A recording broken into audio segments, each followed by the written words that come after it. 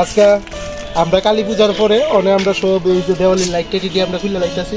তো এইটাছে আমরা ছাদটা, আর এইটাছে ইতিহাসের একটা বাস, যে রাস্তা বললাম এটা অনেক দিন কি আসলো। তো ওই পাতা, তারপরে বেলপাতা, এইগুলি নামানোর লেগে এটা কিনছিলাম আর কি। তো এটা রাস্তা নামাই রাখুন। আর ছাদের অবস্থা খুব খারাপ হয়ে গেছে, একটা ভীষণ খারাপ হয়েছে। এটা তো উড়াও না, তো আমরা এই সারটার ভিতরে কোনো সিঁড়ি টিড়ি অ্যাকচুয়ালি রাখা হয়েছে না। তো সিঁড়ি রাখা হয়েছে না দিকে সিঁড়ি, এটার ভিতরে জল টল জন্য থাকে। আর এই জল জমতে মুংশাওলা ফিরে আসছে। একটা ঝাড়ু থাকলে আমি সেটা দিতে পারতাম। জিজ্ঞাসেন মামি রে ঝাড়ু আছে কি, কিন্তু তাই নেই এটা পারতে দম বাড়িব, এমন ভীষণ রোদ তো দম চেষ্টা তো করুনই যা। হ্যাঁ, চেষ্টা তো অবশ্যই করা যায়।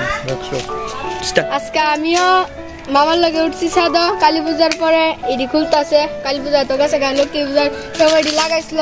ও নামটা আমার লক্ষ্মী পূজা না তো কালী পূজা সবাই ঝাড়ু বিল দেওয়া লাইছে।